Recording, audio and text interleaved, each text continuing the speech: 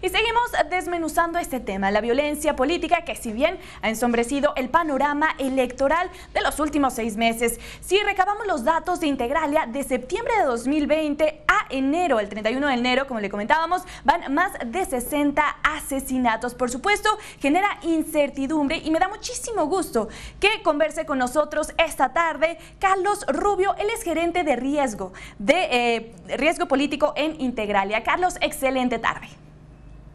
Hola Lidia, buenas tardes y muchas gracias por la oportunidad de platicar con ustedes. Carlos, me gustaría comenzar con este panorama que hemos vivido en los últimos 6 meses. Estamos a menos de 60 días, un poquito más de 60 días de enfrentarnos a una de las elecciones más grandes, pero ya traemos arrastrando este tema tan delicado que es la violencia.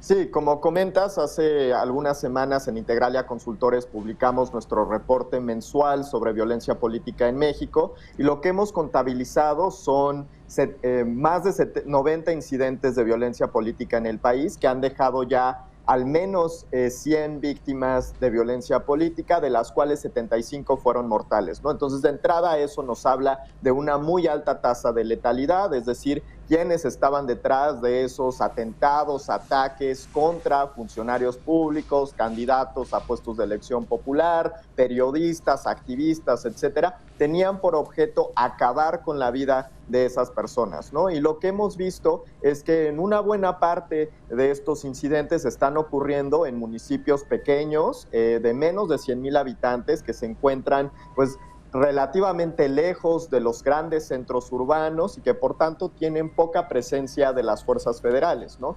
Y hemos notado también una participación importante de grupos del crimen organizado que están detrás de una buena parte de estos incidentes, sobre todo a nivel municipal, ¿no? Y creemos, varias razones por las cuales un grupo delincuencial quisiera hacerse con el control de un gobierno municipal. La primera de ellas es que les ofrece pues acceso a información privilegiada en términos de las estrategias de seguridad que se están implementando en la región, incluso en su contra, así como de los grupos económicos que operan en esos municipios, ¿no? Y a partir de eso poder generar esquemas de extorsión en su contra. En segundo lugar, porque les garantiza la protección y el resguardo de las policías municipales, que como sabemos en muchos estados ya han sido pues coludidas por el crimen organizado, y en ese sentido tienen un margen de maniobra más amplio para pues ejercer el dominio sobre los mercados ilícitos que hay en esos territorios, que pueden ir desde pues huachicoleo, tráfico de drogas, de personas, animales en peligro de extorsión,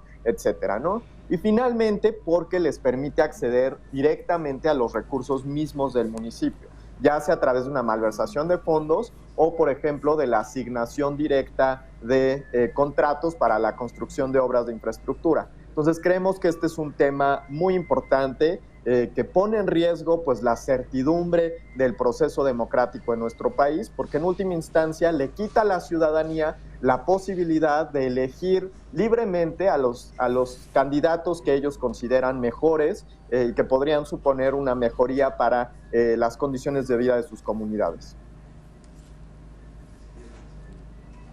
Justo eso también te iba a comentar, Carlos. ¿Esto qué tanto va a afectar pues que la gente quiera salir a votar o que vote por cierto partido o por cierto candidato? ¿Qué tanto afectaría?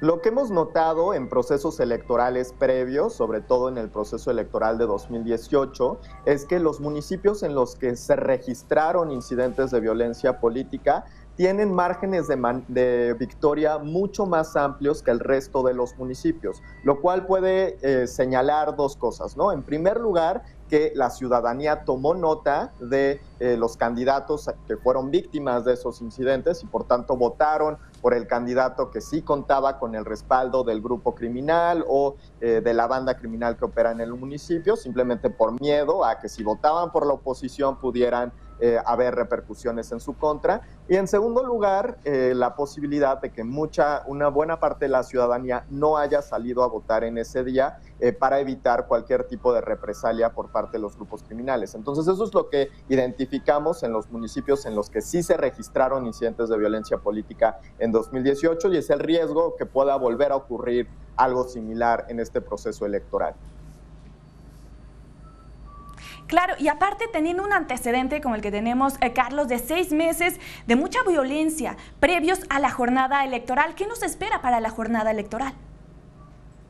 Nosotros creemos que, como comentabas, dado que este es el proceso electoral más grande de la historia democrática de México, es decir, habrá elecciones para 15 gubernaturas, 30 congresos locales, toda la Cámara de Diputados y casi 2,000 ayuntamientos, es decir, habrá elecciones en prácticamente todo el territorio nacional y en términos simplemente proporcionales, creemos que se registrará posiblemente un número de incidentes de violencia política incluso mayor que el que se registró en 2018, que ya era una cifra récord, ¿no? Creemos que las estrategias que ha anunciado el gobierno federal para tratar de reducir la incidencia de este delito son una señal positiva, porque pues significa que el gobierno federal ya reconoció que este es un problema grave y que se tienen que tomar cartas en el asunto. Sin embargo, pues creemos que llegó muy tarde, ¿no? Como comentabas, estamos a poco más de 60 días de que se lleven a cabo las elecciones y apenas se van a empezar a implementar estas estrategias. Y en segundo lugar, pues se ve difícil que la Guardia Nacional cuente con los elementos humanos, los recursos, las capacidades logísticas para poder redireccionar, redistribuir a sus elementos y ofrecer protección a todos los candidatos que han sido amenazados en este proceso electoral, ¿no? A ello se suma además el riesgo de que muchos de estos candidatos que sí hayan recibido amenazas por parte de grupos del crimen organizado no quieran reportarlo ante las autoridades estatales o federales por miedo a represalias de parte de los grupos criminales en su contra o en contra de sus familiares y amigos. ¿Y esto cómo se podría interpretar, Carlos? ¿Es amenaza directa hacia el partido o hacia algún candidato en particular?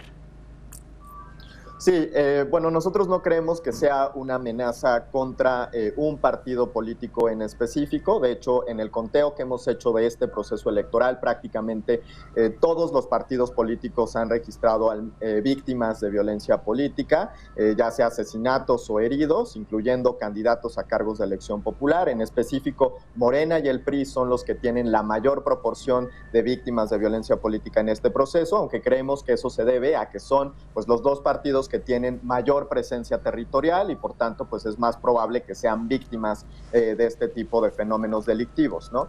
Es más bien creemos una amenaza en contra de los candidatos en específico, ¿no? Parece que estas bandas criminales llevan a cabo un análisis para determinar si los candidatos estarían dispuestos o no a participar en sus esquemas de corrupción y colusión o, por ejemplo, si cuentan con el respaldo de grupos criminales contrarios y que, por tanto, pues afectarían sus esquemas de operación en esos municipios y es en contra de ellos que se llevan a cabo estos actos delictivos. Por supuesto, y aquí también hay un tema complejo, Carlos, no sé tú qué opines. ¿Qué pasa con los sucesores de ciertos candidatos que lamentablemente han perdido la vida? Pues supongo que también existe este temor de ellos estar en riesgo o también sus familiares o amigos estar en riesgo. Sí, justo, ese es un riesgo adicional para el proceso democrático. Yo creo que personas que estarían dispuestas a asumir cargos de elección popular, que pudieran tener las capacidades para mejorar las condiciones de vida de estas comunidades en muchas ocasiones marginadas y con altos niveles de desigualdad y pobreza, pues en última instancia decidan no participar en los procesos electorales para no poner en riesgo su vida o la de sus familiares, ¿no? Entonces es por eso que creemos que pues, se deben tomar cartas en el asunto para evitar que nos convirtamos en lo que en la literatura académica se conoce como una democracia violenta. Creemos que se necesita de entrada que el gobierno federal lleve a cabo un diagnóstico serio para conocer cuáles son las causantes detrás de estos delitos a nivel regional, ¿no? Porque no podemos pensar en una estrategia de seguridad única a nivel federal, sino que se deben tomar en cuenta las particularidades específicas de cada región, de cada comunidad afectada y a partir de eso diseñar estrategias que permitan evitar que estos delitos sigan ocurriendo a lo largo de los próximos procesos electorales. Por supuesto. Si en estos 6 meses de pues, anticipación vimos toda esta violencia que se vivía, yo creo que las autoridades pues, han llegado tarde con esta estrategia para evitar que en los comicios, que en esta jornada electoral, pues se vean actos delictivos, actos de violencia. ¿Cuál sería, en conclusión, Carlos, como lo que tendrían que hacer las autoridades? Ya vimos que para una estrategia yo creo que nos quedó un poco corto el tiempo, no lo planearon con anticipación, pero ¿qué se podría hacer para evitar pues, la violencia que se vislumbra en los próximos, más bien en la próxima jornada electoral? Yo sí, totalmente de acuerdo, como comentaba, llegar tarde esta estrategia es una buena señal, pero creo que algo que falta en la estrategia que presentó el gobierno federal es el tema de la impunidad. Estos delitos tienen altísimos niveles de impunidad, es decir, es muy poco probable que quienes lleven a cabo asesinatos de políticos en funciones o de candidatos a cargos de elección popular, de hecho, sean enjuiciados y llevados a justicia, y eso pues es un círculo vicioso, pues manda una señal de que se pueden seguir cometiendo estos delitos sin que haya repercusiones, ¿no? Entonces yo creo que se debe fortalecer las capacidades de investigación criminal de las policías estatales y municipales y de las fiscalías estatales para poder reducir los niveles de impunidad que existen en torno a estos delitos y con eso pues reducir también los incentivos que hay de llevarlos a cabo. Muchísimas gracias, Carlos Rubio. Él es gerente de riesgo político en Integralia. Estoy segura que vamos a estar platicando en los próximos días. Muchas gracias. Igualmente, hasta luego. Buen día.